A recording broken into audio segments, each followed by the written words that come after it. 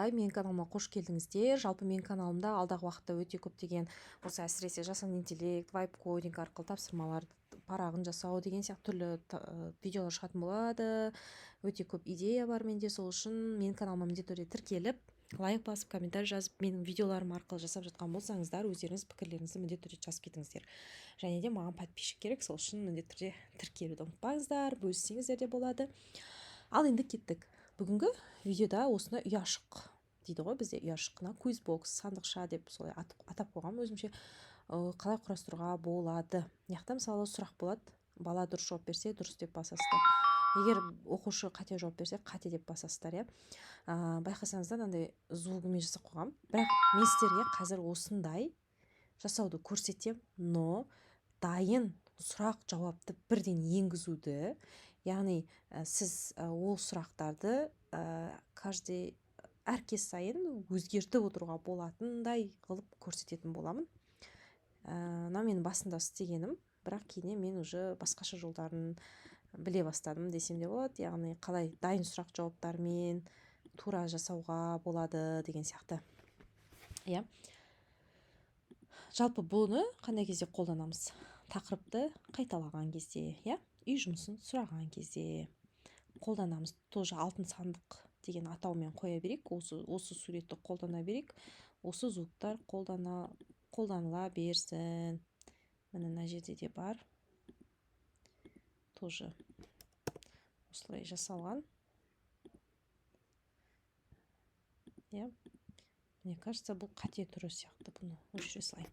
Жақсы, енді қалай жасаймыз? Бұлай жазамыз. Менің алдыңғы сабақтарымды көрген болсаңыздар, мен Gemini'ді қолданамын. Gemini'дің негізі бесплатный версиясын қолдана беруге болады. Бірақ мен плюс деген версиясын қолданамын. Плюс деген қымбат емес, айына 2400 ба, сондай теңге ғана тұрады. Өте өзіме арзан баға деп ойлаймын. Жалпы мүмкіндігі көп. Мысалы, бір осындай чатты ұзақ уақыт үздіксіз қолдануға жақсы да. Себебі мысалы сіз бір чатта отырып осындай бір идеяны талқылап жатсаңыз, мысалы бір күнде отырып талқылай алмай, мысалы бір күннен кейін келіп қайта талқылау керек болса, осы плюс версиясын сол үшін алған болатын. Так, жақсы, кеттік. Біз енді былай етейік. Маған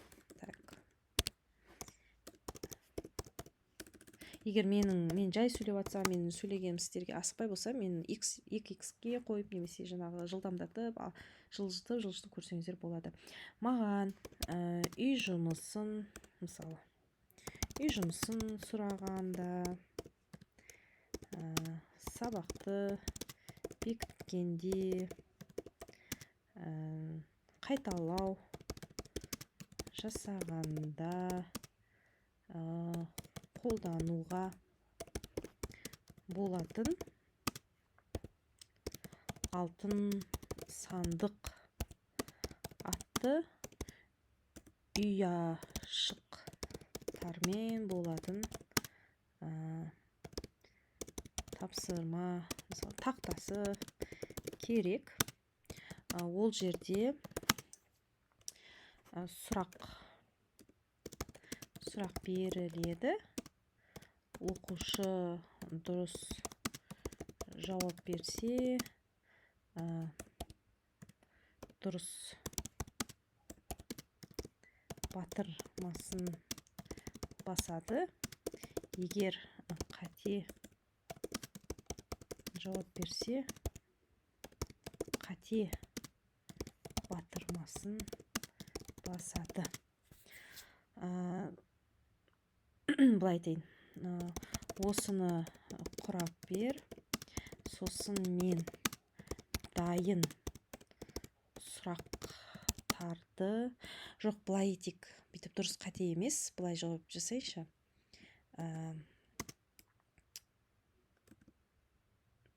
Тақтасы керек.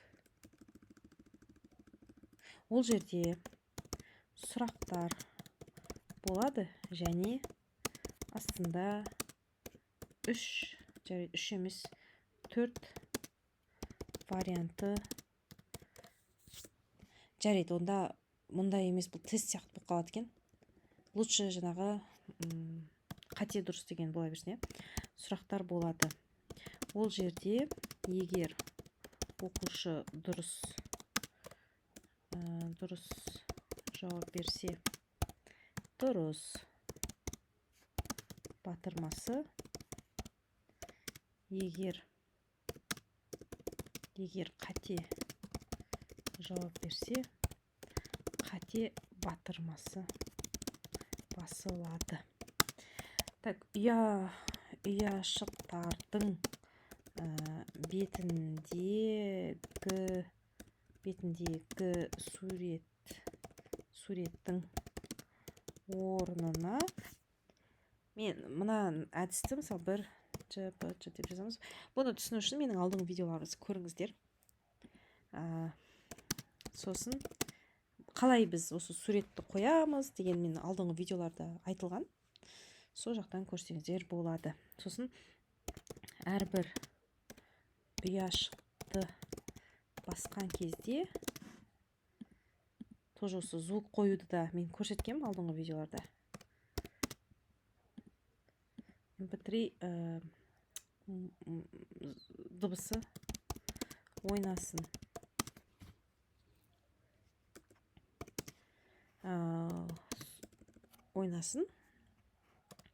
Және артқы артқы фоны ашық түсте, интерфейс тартымды болсын. Так, енді тағы не қосу керек? Сосын мен осыған дайын сұрақтарды қоямын. Сен маған бірден сол сұрақтармен жасап бер деп айтайын. Бірінші жіберейін осыны, қалай жасайды екен. Енді қараңыздар, мен енді сұрақтарды дайындауға кірісейін. Сұрақтарды қалай дайындаймыз? Қалай біз жылдам әрі уақытты құртпай, өзіміз құрастырып отырмай, қалай біз жылдам сұрақ құрастыруға болады? Ол үшін кітаптың бетін ашасыздар. Кітаптың PDF форматтары бәріңізде бар шығар деген үміттемін. Жоқ болғанның өзінде сіздер жаңағы не істесеңіздер болады. Жаңағы түсірсеңіздер болады. Мен енді осы хромосома тақырыбына өткен тақырыптар осы 52 мен 53 тақырып бойынша скрин жасайын. Себебі ертең біз BJB жазамыз, сосын BJB-дан кейін кішкене қайталау жүргізіп жіберген кезде осыны қолданып көремін. Так.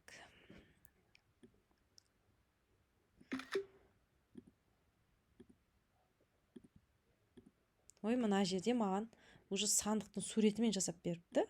Яғни бізге ешқандай сурет қажет емес қой. Енді мен былай етем. Мен маған сұрақ құрастырып беріпті да. Мен қазір былай етем. Бөлек чат ашайын. Жаңа чат. Себебі шатасып кетеміз. Менің 3 парағым. Маған осы 2 тақырып бойынша 15 сұрақ дейін, 15 деген көп бәлде. 15 сұрақ құрастырып бер, астына бөлек жауаптарын жаз. Міне осылай кітаптың бетін скриндайсыз, Gemini'ға қоясыз, сұрақ санын жазасыз, осылай жылдам уақытты өте тиімді пайдаланып, сұрақтар құрастырып алуға болады. Міне 15 сұрақ құрастырып берді. Көшіреміз бәрін. Скопировать дейміз. И жаңағы чатымызға барамыз. Енді бітеміз. Мен қазір саған дайын сұрақтарды беремін. Сен соны маған осы жерге қойып бер. Дейміз да. Осын саған. Сөйтем дейді. Сол кезде мынаны қоямыз.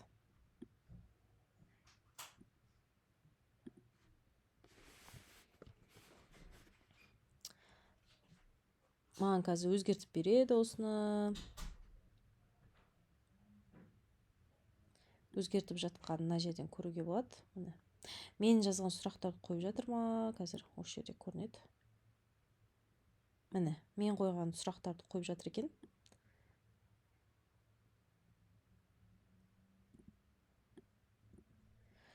Тура алдағы видеомдағыдай енді мен осылай ашып көрсем болады. Сразу Gemini'нің өзінің ссылкасымен осылай аша беруге болады. Бұны тақтадан ашу үшін тақтадағы осындай дайын Gemini'ға тіркеліп тұру керек. Егер сіз Gemini'ға дайын кірмей тұрса, сол жерде кіріп қоясыздар. Немесе Python арқылы жасауға болады. Тура менің өткендегі алдыңғы видеоларды міндетті түрде көріңіздер. Алдыңғы видеоларда қалай қолдану керек екен көрсетілген. Осы онлайн Python платформасы, сайты сақтаймыз. Міндетті түрде HTML деген сөзді ұмытпаймыз. Мына жерге мен не деп жазам? Так, хромосома, хромосом 7-ші сынып деп сақтайын. HTML сақталды. Енді мен жаңа айттым ғой, суреттің орнына анау деп солай жазып көрдім ғой, видео звукі осылай ойнасын деп. Жаңағы көшірілді, менде көшіріп алдым. Соны жаңағы бір папке саламын мына жерге, осы сандық деген жерге, алтын сандық. Мына сурет тұр, и на звук тұр. Мен потому что жаңағы бір JPG деген қалай JPG суреті болу керек, и бір MP3 музыкасы ойнау керек деп жаздым ғой. Соны көрейін енді тексеріп. Міне, көрдіңіздер ме? Сол сурет тұр, и басқа кезде дыбыс шығады.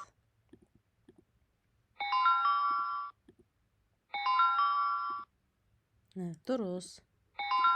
Қате, күшті жасап берді.